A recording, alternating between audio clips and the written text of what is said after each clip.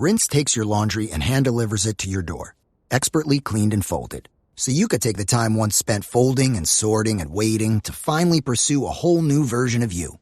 Like Tea Time You. Or this Tea Time You. Or even this Tea Time You. So did you hear about Dave? Or even Tea Time You. So update on Dave. It's up to you. We'll take the laundry. Rinse. It's time to be great. You have this concept, like for me, it was my show. I knew without a shadow of a doubt I could turn this into something out of thin air. It was an absolute obsession to a point where my wife at times would be like, can we talk about anything other than the business, anything other than the show? I'm like, I could be sitting there with my family and my children looking present as day, but in the back of my mind, I'm always running through scenarios. You know, sometimes I disappear to the bathroom real quick and put that in my notes and then I can move on from it. But it was an obsession for me and it still is. There's no such thing as work-life balance. You just have to prioritize what's most important at that time. And if it's sometimes, to your point, is go to the bathroom for 5 minutes just to jot it down, maybe at that point, that's the most important. If I have 30 minutes to watch a show with my wife, I got to make that the priority and that's the most important, right? We have to allow ourselves to be obsessed with something because that's when true creativity happens. All right, everybody, I'm here with my boy, Jorge Barragan. And this guy, man, let me tell you something. You want to talk about somebody who took a chance on himself and took a chance to build something successful, regardless of all the excuses he may have had, 5 kids at the time, a mortgage. He decided to bet on himself. And so for those of you listening and watching, I want your eyes and ears wide open on this one because you are going to find some things that are going to help you propel to that next level of you, the next level of success and the things that you want to create. So, Jorge, man, welcome to the show, buddy. Dude, thanks for having me, Shawn. And I'm glad you went with Jorge. Everyone always says George or Jorge. I'm like, you'll know when it's Jorge. You'll know when it's George. You get to decide. Hey, man, listen, you know what? It was a gamble. I figured, why not, dude? You know, because every time I say, hey, is it George or Jorge? And they're like, I don't know, man. Like whatever one you want. I'm like, no, which one you prefer? But I you know what? I went with it this time. So I love it. Man, I'm really excited to have you on the show. You know, the Picklr, you know, for those of you that don't know, it's an indoor pickleball facility. They do multiple things there for entrepreneurs, for team building. You can get lessons there. You can get conditioning done there. You can go inside and play this amazing game that's taken America by storm. But the thing that I found very interesting, Jorge, was the fact that, you know, you didn't come in on the tail end when it was popular. You saw a need by going to your own rec center. So like, let's walk the audience through your origin story so they can fully understand, and then we could build from there. Yeah. Look, I think there's a lot to be said when people say you know, sometimes as an entrepreneur, you get lucky. And I think for me, I do feel very lucky that I found the game very early on. I always tell people I hate telling people how long I've been playing pickleball because I should be better than I am. But I started playing in 2015. Like 2015, when you tell people that back then, if you told someone you played pickleball, you got made fun of. It's like, it's a sport for my old people, right? Like it was a sport that's being played at retirement centers. But, you know, I was introduced to this game. We were lucky enough to have 8 beautiful courts in Farmington, Utah. And I was working at a tech company at the time where a lot of us, you know, it was a tech company that was thriving, and to just get out of the day-to-day, like just to get a little break from this fast-paced growing company. It's like we had ping pong, we had a simulator, but it's like we want to get outside. And so we found pickleball and we started playing. I mean, we interpreted the game. We thought it should be played. There wasn't a lot of pro pickleball I wish I could go back and see how we played, because we must have looked pretty funny. But like, you know, I started to see habits of the millennials coming out and playing. And then when wintertime came, it was like an addiction. I still have the portable net that I would carry around from church to rec center. And, you know, I just came to a realization one time. We were at a rec center and there was 50 of us waiting during lunchtime for 2 courts, like waiting for our turn to get on. And I was like, I would never do this for anything else. Why am I doing this for the silly game of pickleball? And then I saw 2 young kids on Christmas break that were tennis players, and they were smacking the ball harder and they looked more athletic. And then that's when I came to the true like realization that the game of pickleball wasn't being represented the right way. Right? It's fast. Mm. It's hard. It's not a hobby. It's a sport. And what was driving the growth of pickleball were us millennials that were, resonating with it, and we were finding an outlet. And it just became fun and addictive, right? And so I started to develop a pickleball paddle around conceptualizing in 2018 that targeted a younger demographic. That was a cheaper price point. At the time, pickleball paddles were $99. I was like, that is crazy. That's so expensive. But I did like a Yeah. $50 paddle. Paddles are like the most expensive ones, $333 now, which is insane to think about. But I fell in love with the sport, and I saw a future where this game was going to get younger. It was going to get faster. And I don't know why I came to that realization, but that's where my brain went. I'm like, this sport is sticky, and people want to Mm. play it, and we're all looking for places to play. And then COVID happened, right? Like COVID is what ultimately made this game boom, right? And I just happened Mm. to be ahead of it, and came to that realization that there was a huge need, especially from the shortage of courts that were happening because of this boom. One of the things I really enjoyed is you're the co-founder, right? Your best friend was Austin, right? Yeah. Yeah. The thing that, sometimes you need one of your homies to double down with you, right? And of course, I did my research and I saw that you called him, and before you got your sentence out, he goes, "Look, man, I'm in." There's a large Yeah. level of trust, obviously, that he had for you, but like there could have been a moment right then and there with you not picking up the phone to him, or him saying, "Yeah, I don't know, man, let's wait on this a little bit," and then somebody else does it, and you're not here right now. So the question I want to ask you is, what's special about you and Austin that executes an idea from Jump Street instead of listening to all the reasons why it won't work? Hey, we're going to take a quick break to hear from our Powered by sponsor. We're proud to announce a partnership between White Sands Treatment Centers and the Determined Society. With multiple locations across Florida, White Sands provides luxury, top-rated addiction treatment, from medical detox and inpatient care to outpatient support and long-term aftercare. Their resort-style campuses, expert clinicians, and holistic programs create real, lasting recovery. Together, we're committed to bringing hope, resources, and healing to those who need it most. White Sands Treatment Centers. I told you before this call started, at the age of 30, I came to the realization that there was so much I want to accomplish in life, and I hadn't even started. Right. And I think for me, the wake up call happened was like, I was trying different stuff. I had bought into a license model where it was like a, fogging system that eliminated mold. I could care I could care, 2 cents about that. Right. But for some reason, pickleball kept coming into the picture, and it couldn't have been a worse time. It was COVID. I had just lost my job. I had this idea of indoor pickleball where I envisioned people playing pickleball, and so happened that my partner in doubles was Austin, and he was my best friend, and we were both entrepreneurs at heart. And I pitched him on this idea, and you're 100% right. He's like, "Let's do it." It's like, well, doesn't matter. But what it came to is we were both passionate about it. We both had each other's back, and you're 100% right. If he would have given me any reason to not do it, I probably would have backed out. And the crazy thing is, the first lease that we signed, the day after we signed, the guy had probably 5 phone calls that week for indoor pickleball. And so like that's when everyone started to come to realization is at the time. The crazy thing is that no one was willing. They would see these large retail spaces, and they would see the rent, and they're like, I can't pencil these numbers. We didn't care. We didn't have a game plan. We didn't have a business plan. I think we were crazy enough to make the jump, and we felt so passionate about it that we had the mentality that we will figure it out as we go, right?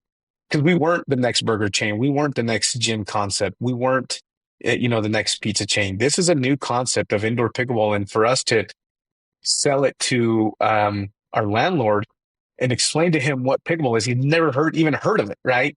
And just say, hey, we're going to eat up 15,000 square feet of your brand new facility. You're going to take a chance on two dudes. And he didn't even know I was unemployed at the time, by the way. Like, for some reason, he never did a credit check. He never checked our finances. We did a handshake deal. Paper came through and we signed it. And, knowing what I know about commercial real estate now, it is one of the hardest things to get approved. And yet this guy just did it on a whim, right? So again, going back to right time, right place, being lucky, but at the same time, we were the ones that were willing to move. And he is my ride or die. Like, Austin is the guy that is willing to be with you in the trenches. And it doesn't matter what it is, whether it be a difficult time or a fun time, to have somebody on your side that has the ability just to power navigate through both those times. It's pretty amazing. It's pretty rare to have someone by your side that's willing to do that. I love that, man. There's a word that's coming across in my mind. It's called discernment, right? So when we're all making decisions, and this is what I really want the audience to key on, when you have this concept, like for me, it was my show. I knew without a shadow of a doubt I could turn this into something out of thin air. And it was 4 years of struggle, but I had discernment. I was like, I know this is it. This is that burning desire inside of me. And you had the same thing. And so did Austin, right? And there's a difference though. There's like an idea and there's just a burning desire. So it's like, how did you, I guess I'm trying to figure out how to word this question here. I'm just going to say it, in a raw form. It's how did you and Austin discern the fact, like, is this just a cool idea or this is damn it, this is it, right? Because I want the audience to understand what that looks like in real time. Absolutely. and I think you're spot on, because I had that burning desire of figuring out. Look, I think from a very young age, I always felt that I was meant to create something special. I didn't know what it was or what it was going to be, but I knew from a very young age. And I think that's why when I woke up on my 30th birthday and came to the realization that I hadn't accomplished anything, it was more of like a disappointment where I knew that I was meant to create something and I hadn't, right? And so I tried, but it ultimately, what it came down to was following something I truly loved, which was even something as weird as pickleball at the time, right? It's so trendy and popular and the fastest growing sport now, but back then it wasn't, right? Back then we took a chance at something that was so new that could have, in theory been a fad. But I think knowing that I wanted to build something and then knowing that it could be something like, something that we were passionate about and we could see, an upward trend in it, it all just made too much sense not to do it, right? But we knew how difficult it was going to be. I think we first thought, the mentality we had is, it's so popular in Utah, build it, they will come mentality came. And that wasn't necessarily true, right? But it's so much trial and error there. But yeah, it's just always been in me. And I think for a lot of us, there's something within us that we just have to be able to tap into. But how do you get that out of yourself, right? And discern what is it that is going to get you to reach that next level, that next phase of your life. And it happened to be pickleball for me and for Austin. That's amazing, man. Because when I think of this, I think of yours and Austin's story of building this amazing company. And then I think of me when I built this. It was I don't even want to say borderline obsession. It was an absolute obsession to a point where my wife at times would be like, can we talk about anything other than the business, anything other than the show? I'm like, I'm so sorry. I felt like I was Rain Man telling her it was, of course, Jeopardy starts at 6. Like Jeopardy starts at 6. Like it became that, of a hyper-focused situation for me. And it still is. In the background of my mind, I could be sitting there with my family and my children looking present as day. But in the back of my mind, I'm always running through scenarios. It doesn't stop. And I don't think it's a curse. I think it's a gift. To be able to have that much go through your mind and still be present with your family, but also kind of break away when the kids are doing something, jot something down, an idea like in my notes.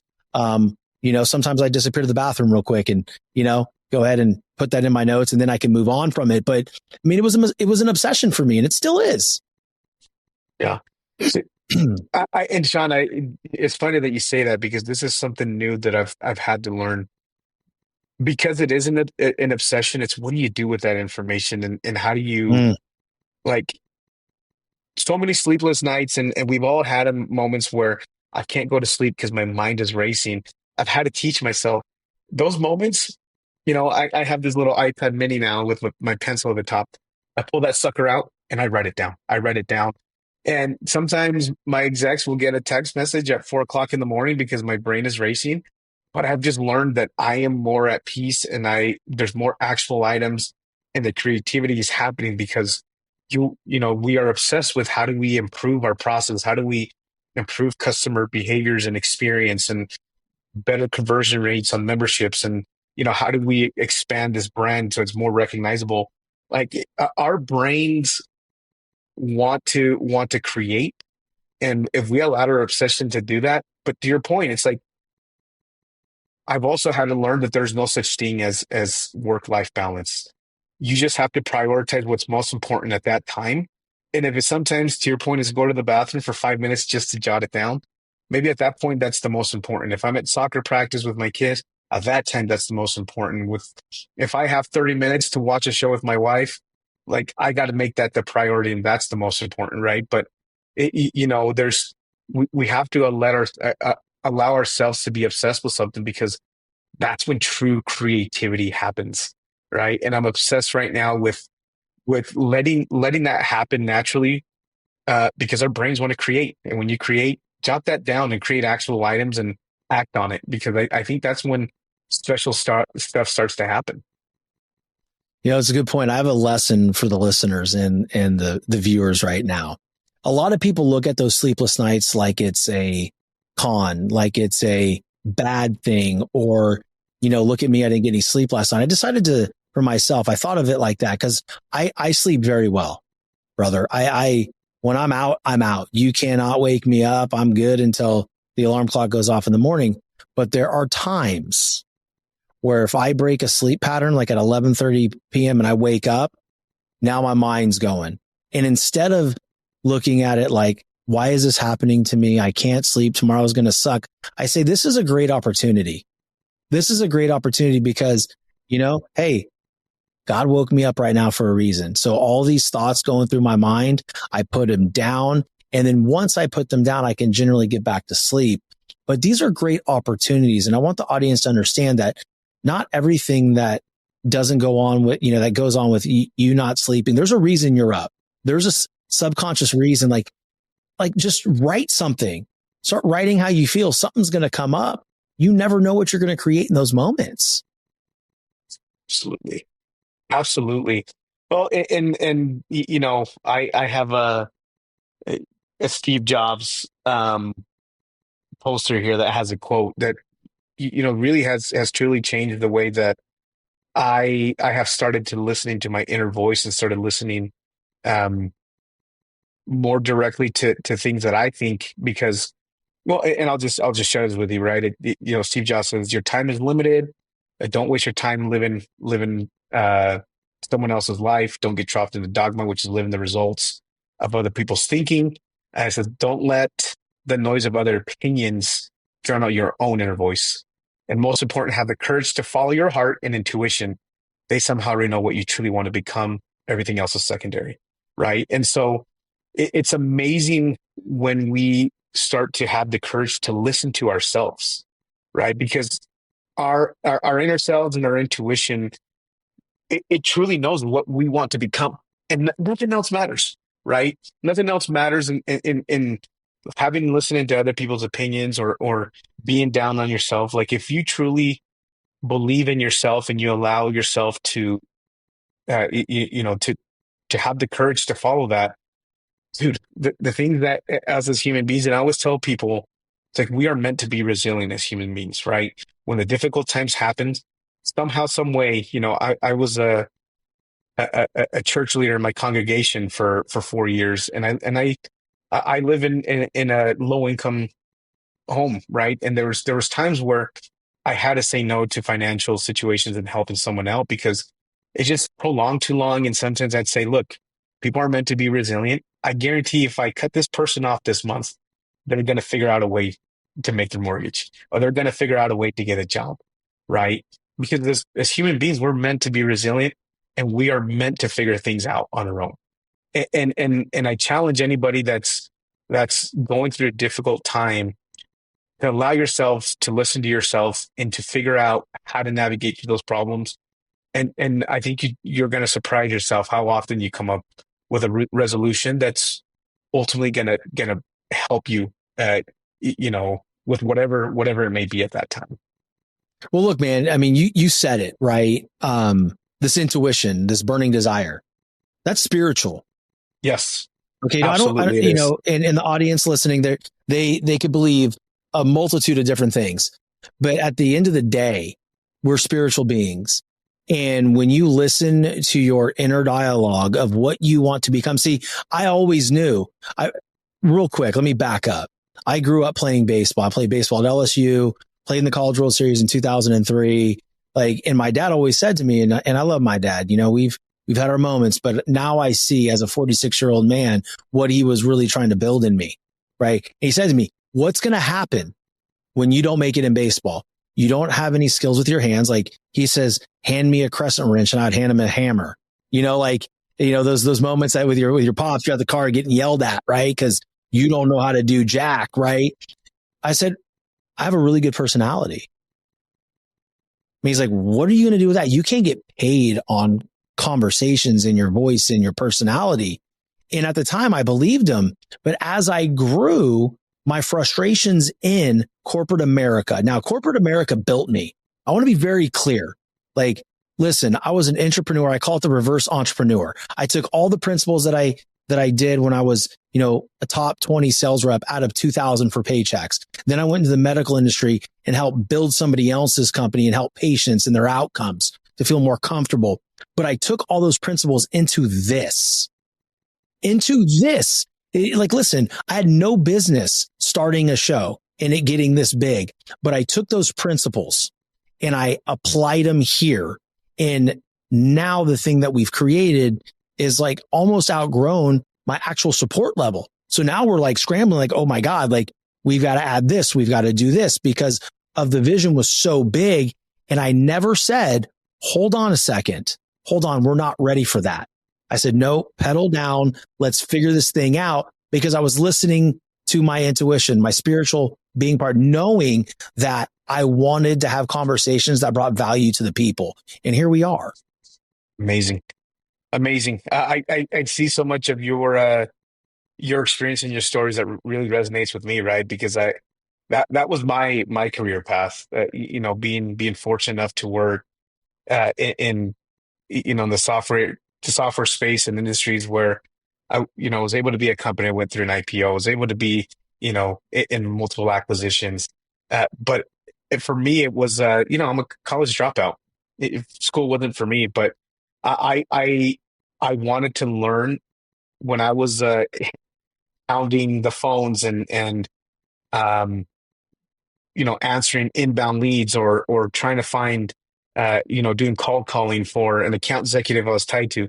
I didn't just want to do it because, or I didn't just make a phone call to make a phone call. I want to understand what took a person to click on this free trial.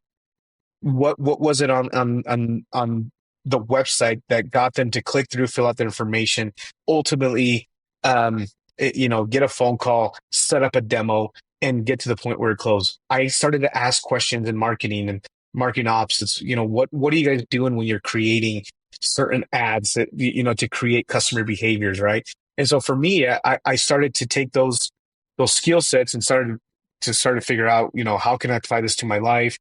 Why do we use this piece of technology for communication, or why do we use the CRM and create certain automations in order for us to help us close deals, right? And so, and I apply that at the Picklr now, right? We run our company like we are a software company creating top of funnel, understanding conversion rates, understanding what is it that's going to get someone to ultimately pay us a membership fee and keep them there from a retention standpoint, right?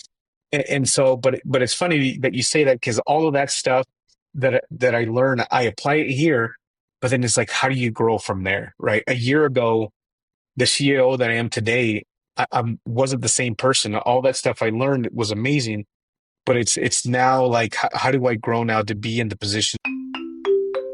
So, you're about to make a trade based on a friend's text.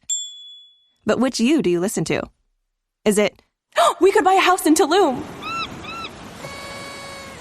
Get optioning those options. We could lose everything. Or, let's do a little research. Get your head in the trade and make the investment decision that's right for you. Learn more at finra.org/trade smart. That I am, and continue to show value in the position that I'm in. And I think ultimately that takes a lot of growing up within this specific role within the company, to be the leader that your employees expect you to be as well, which has been really fun to see myself grow as an individual, of someone that I've always felt was a normal guy that only had sales skills, right? Now leading, I don't know if you saw, but for me, this was one of the craziest thing that has happened to me in my career at this point, to be ranked number 43 in Inc. 5000's fastest growing companies. Like,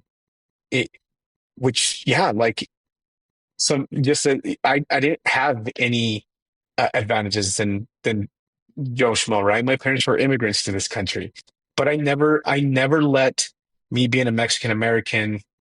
I felt like, for me, I took it as, hey, you have more opportunities because you are Mexican American. I never took it as as a downfall, or woe is me because the color of my skin, or whatever it may be, right? I took it as an opportunity to prove people, like, the way people see you, they see, the culture of Mexicans as hard workers. Go and show that, right? Go show how charismatic and great and your people are, right? And so for me, it's always been, I was lucky to have parents that were immigrants, because they taught me at a very young age that immigrant mentality, right? What hard work looks like. And I carry that moving forward in everything that I do.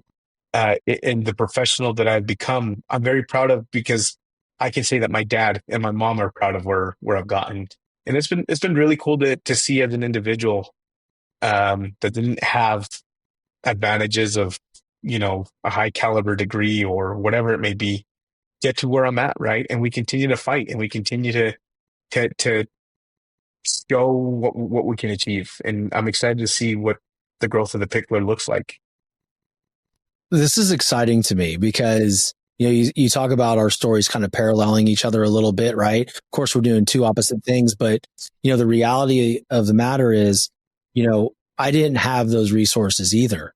Everybody talks about starting a business, and one of the biggest things, the reasons why businesses close down, is because of undercapitalization. I mean, there was times like, dude, we didn't start getting capital until this year, and it was a top 20 show. But the fact of the matter is, like, we didn't stop. And, I'm assuming, I'm going to assume that day one, you didn't have a bunch of people knocking on your door to, here's $3 million to start this. Like, it doesn't matter. For the people listening, it doesn't matter. You have a dream, you build that thing, you become that man, that woman, until people are knocking on your door to give you that money. Now it's a different story, isn't it? Absolutely. Absolutely. Yeah, man. It's you're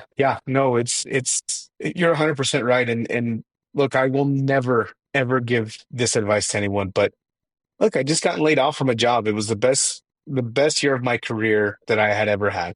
Went through an acquisition. I was a very expensive sales guy. But the reality is like, I took a chance on myself. I maxed out every single credit card, every penny in my savings account, 401ks got drained to start this. Come on, man.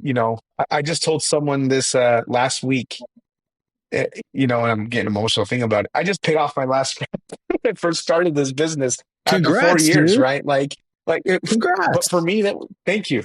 Like, it's, people don't realize, like, what kind of chances sometimes you have to take when you're so passionate about what you believe in. And like, look, have we made it? Absolutely not, right? Like to your point, Mhm. we when I was in roles at companies, like, where's my leadership team? Why am I never seeing these people were trying to figure out how to keep this business afloat, even if it's fast paced, you get all the flashy awards, like Mhm. until you hit a certain sweet spot, like you're always thinking about how am I going to make it to next payroll? How am I going to keep this thing afloat?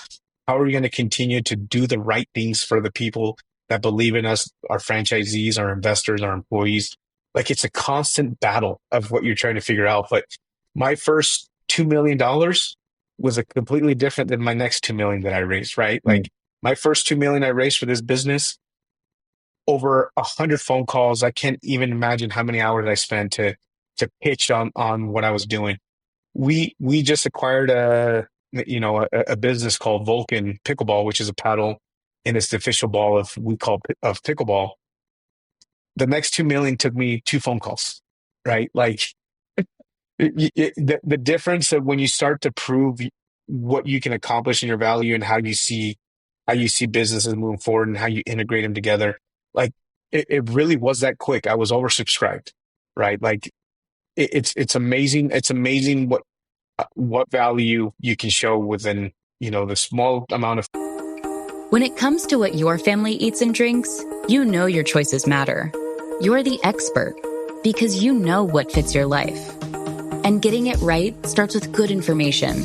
That's why America's beverage companies are sharing more information about our ingredients at goodtoknowfacts.org. No spin, no judgments, just the facts straight from the experts for more than 140 beverage ingredients. Visit goodtoknowfacts.org. Time frame from year 1 to year 4 to a completely different business venture, but now you got people that believe in what you do, right? It was pretty cool to see. I mean, not only that, I mean, look, dude, you did that year 1 through 4, right? And now you're part owner in a Major League Pickleball organization. You partner with Super Bowl champions like Drew Brees. Like you've built this, man. So, walk the audience through that, because that's a pretty cool thing, man, to have that much notoriety that Drew Brees is partnering up with you guys. You guys have done some pretty massive things, recently. In fact, you have your 50th location opening by the time the show comes out. It'll be already out, but this week, your 50th location is dropping. Like 50th. Yeah. Huge. And I think when you build something that you're so passionate about, I mean, the brand, from the Picklr logo, right, to the way that we design hats and design the look and feel of the courts, everything is so intentional. When people complain that it was too loud, it's like, what kind of sound baffling? I hate having the title on the wall. It looks cheesy. We came up with a concept that goes over the courts, that integrates with the lighting, that looks beautiful, that dampens noise by 40%. Intentional. Fully black walls. How can I had players complaining, I can't see the ball because it gets lost in the white on the white walls. I'm like, holy crap, I've never even noticed that. We painted half of it black. It's great start, but now the second half I'm losing the ball. Let's paint the whole freaking box black. So now we intentional, right? All of these things that we've created, from the look and feel. Drew Brees recognized it early on, right? He is a very savvy entrepreneur. He himself invested in pickleball early on. He saw the opportunity, but we are his seventh or eighth franchise concept that he's invested in, that he's acquired licenses for, because that is one man that has been very smart in what does life look like after football, right? He's a Super Bowl champion for a reason, but he is winning in life after being a football for a reason, right?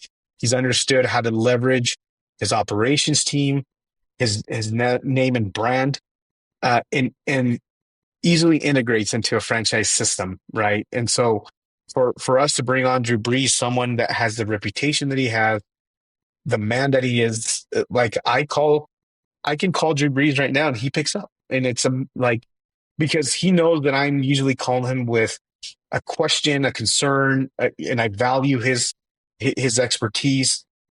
We can text each other about life and business, and he's been a great mentor from that aspect. But it's been amazing to see people, again, winners and losers. Someone like Drew Brees that has reached the top of the food chain, like how he's done it, and he values what he brings to the table, right? And so, but we had to show through a long way, what does this brand look like, and how we differentiate ourselves, and how we become the leader.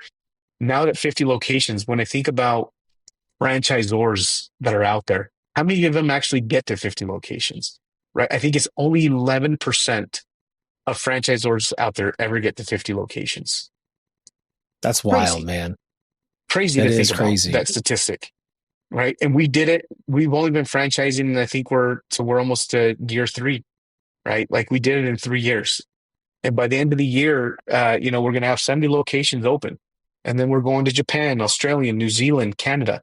Like that is unheard of, right? And so I think as we approach those 50 locations, for me, it's such a milestone, because I remember month number 3 of opening this business, we were running so many transactions through Venmo Business at the time. I don't know if you recall 4 years ago, if you were a business owner, no one wanted to pay taxes on their money. So they were taking Venmo payments on their personal accounts, and Venmo came out with this product. And I think it was like, if you get more than 600, I can't remember what it was, but we're like, well, okay, we're going to do this the right way. We'll open a Venmo business account, and we were doing open placements. So hundreds of transactions were happening. And at the time, they were trying to build a case study of why people should use Venmo Business. And so happened we're doing pickleball, and hundreds of transactions were going. And I just remember thinking in that interview, they asked me, where do you see yourself in 5 years? And we're going to dot the country with Picklrs, right? And seeing that start to happen now, it's just been a dream come true to see this happen the way that it has. And there's so many uphill battles, and we're having our first franchisee convention in a couple of weeks. And I was looking through all the pictures through the last 4 years. I went 8 months without receiving a paycheck, right? That's why I had to finance this thing. Austin at the time had a full-time job. I took a chance on trying to figure this out, and having my 5th kid. I think we mentioned I had just had my 5th kid at the time.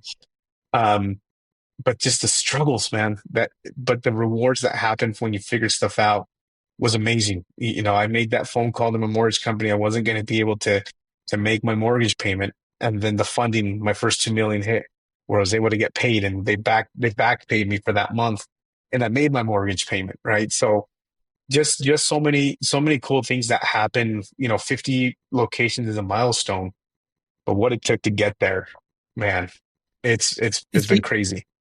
That's the attractive part to me about the Picklr and my show and all the other entrepreneurs with their companies out there. See, my buddy Eric Thomas, I was at an event in June, and he, it was a speaking event, and I was there, and he was talking about everybody in this room wants to be a speaker, a famous motivational speaker. You want to be on stage, but you're not respecting the stages. And so when I'm listening to you, I'm hearing process, I'm hearing stages. Like, you have to respect where you're currently at. And it's hard, because I was just telling my team before today, I was like, man, I'm just going through this mode where I'm really frustrated of where we're at. And it's not bad at all. I mean, dude, we had 760,000 listens in August. Like, that's a lot on an auditory platform that is not a celebrity, that is not pushing marketing like crazy. We're building it, but I'm like, man, like, I'm really frustrated. But as I'm listening and having this conversation with you, it's like, this is part of the story, man. And the almost missing the mortgage payment and making that phone call, that's a stage. That is part of the process. And that's how you build something so massive, because if you can stay calm and strategic and intentional in those times and don't go off the rails and do something stupid, what you build is infinitely larger than anything you could have possibly imagined if you had fallen into the disparity and the those types of energies, man. Yeah, absolutely. This is why I keep going back to, as human beings, we're meant to be resilient. Tough times, we figured it out. We continue to figure it out. right? And you get creative. This is where you get tested, and you really start to figure out a lot about yourselves and a lot about your employees and who wants to be with you during the down times, because the good times, it's easy to be a part of something, but man, do you learn a lot about yourself during the downtime.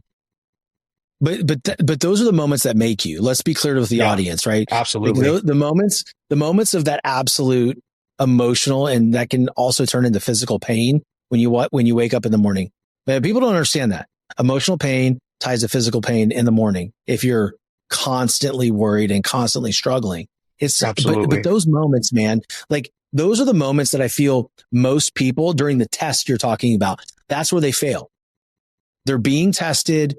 They let off the gas and they say, you know what? I can always go back to this. And for me, and clearly you're the same way, you and Austin, is there is no retreat. It's like the Hernan Cortez. We're going to burn those dang boats. And the only way we're leaving this island is in their ships. Set ours on fire. We're going to go conquer right now. And that's the mentality you have to have when you're building anything of significance. Absolutely. But it's those moments. It's those moments, man. Yeah, look, and I said, if this thing ever fails, I'll try again.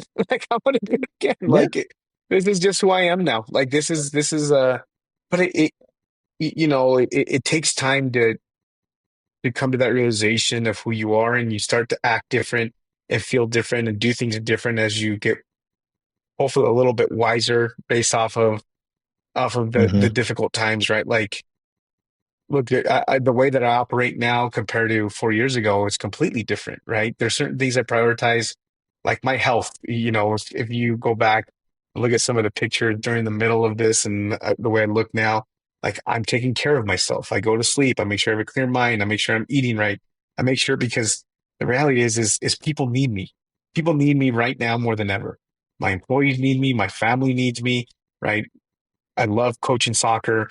My teams need me, right? And so when I was a church leader, my congregation needed me. And so I have to make sure that as an individual, as a human being, that physically too, I'm able to withstand those things, right? I didn't prioritize taking care of myself for a very long time. And it came to the realization, like, I have to take care of myself before I can start taking care of others. And look, man, it's been amazing just to see, when you just put a little bit of emphasis on your health too, how much more you can accomplish. This is a hot button for a lot of people, dude. You know that, right? Like, I mean, like, let's be honest. Like, there's a lot of, out of shape CEOs, and there's, but I think it's different for everybody, right? I think some people can operate, but for me, nothing happened until I got in great shape. And this started back in December of 2024. Like, my journey started, and by March I had funding, because I was displaying that determination, that discipline that I talk about on my show in my actual life. And when that happened, it raised the bar for me, and it made people look at me different, not because of the way I looked. Like, I want to be clear. It wasn't because I was leaner and, I was finally below 190 pounds, from all the way up from 230. It wasn't that. It was, what did it represent? If I go into business with Shawn, what is he going to give me? Is he going to give me, exhaustion? Is he going to lay off the gas pedal? My team always tells me, like, dude, you're running 100 miles an hour all the time. Like, how are you doing? It's because this is who I am. And if I'm not at the best me, then I can't be there for my executive team. I couldn't be here for you right now, dude. If I skipped my run today, so I'm training for a Spartan race, my production team is a bunch of a-holes. Okay. They're making me do this damn Spartan race in November. And I pushed back on it for so long, but like, this is iron sharpens iron, man. And I've been, lightly training for it. And then my buddy Jamie, which is the CEO of my production company, on Saturday goes, here's your training plan. Oh, okay. Starts on Monday. Okay, cool. I went and did that. And then I did my run today. I'm fully present because I'm taking care of all the other things that make me a more effective communicator. Because let's face it, man, people want to know who they're getting to bed with, figuratively speaking, when they're going into business. What do you represent? are you going to cave under pressure or are you going to fight? And I truly feel taking care of yourself and being selfish about you is the most important because, man, like ever since I got selfish and like, I don't take time away from my family to do what I do. Like I don't, they're at school, my wife's at work, or I'm in the gym super early in the morning, but I'm being selfish because if I don't do this, I don't take care of me, then I can't build something and I can't be there for other people. Yeah. It's a hot button, dude. Yeah. Look, I didn't realize it was a hot button, but I just came to that realization on my own, right? Because I felt sluggish. I was like, how am I supposed to have the energy to do all these things when, I'm going to bed at 2 a.m. and I want to sleep in and I'm eating all this crap food and I'm not taking my sleep serious. Like my kids need me. The Picklr needs me more than everything. And the reality is like, I own a fitness concept. Do I want to be the face of this is what fitness looks like? Like, yeah, I have to represent the right way. Right. And I have been able. When did making plans get this complicated? It's time to streamline with WhatsApp, the secure messaging app that brings the whole group together. Use polls to settle dinner plans. Send event invites and pin messages so no one forgets Mom's 60th. And never miss a meme or milestone. All protected with end-to-end encryption. It's time for WhatsApp. Message privately with everyone. Learn more at whatsapp.com. Would accomplish so much more this year because that is a priority, right? I treat going to sleep like a job now. I clock in, clock out when I'm supposed to. I wake up to go to the gym, right? I feel so much better and visually, like I can just see so much better what my day is going to look like, how I can navigate. And it's so funny because this stupid little Oura ring, I'll look at my stress levels. I'm like, today was meant to be super stressful, but yet it's telling me, you had a pretty restorative day. I was like, how did I navigate through that? But it's just a different mentality now moving forward. It pushes you to build more resistance in certain areas, man.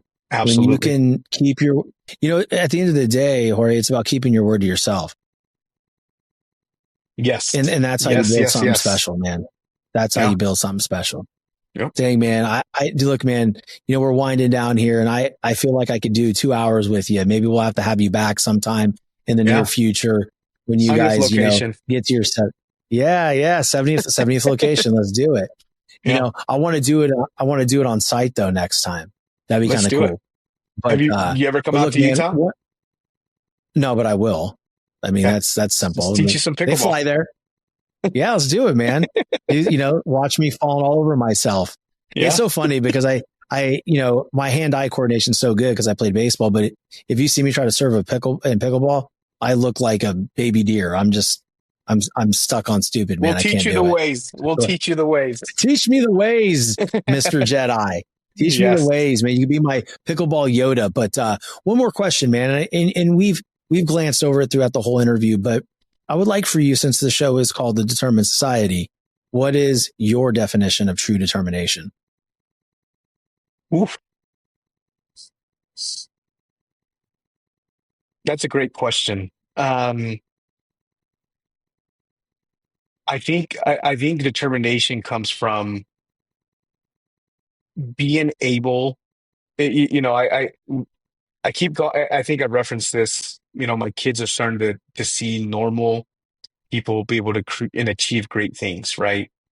When I think about Tom Brady and when he says, the reality is you don't have to be someone that's extra special or someone that was born naturally gifted. You just have to be able to do things that people aren't willing to do in order to be special, in order to be great, right? So determination comes from having the ability and the want to do the things that most normal people do not want to do. Get up early, right? Work out. And we're talking about sports right now. Go get that extra, gym session, practice outside of practice. But all of that can be applied in everything that we do in life, whether it be an entrepreneur at work. What are you willing to do outside of what is considered normal? right? And if you can go outside of what the expectations are, the determination gets created, and then that's when you become special.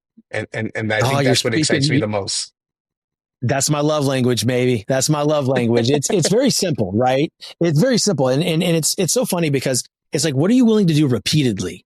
And the thing that drives me crazy about determination is the misdiagnosis of it. A lot of people lump it into the hustle culture, and I did at the very beginning. Team no sleep. It doesn't matter. Do it freaking anyway. But to me, man, it's like, I want to think about the person that's on the other side of this experience of our conversation right now. Guys, it's not do something at full throttle all the time. It's doing what you can, even if it's one phone call that day.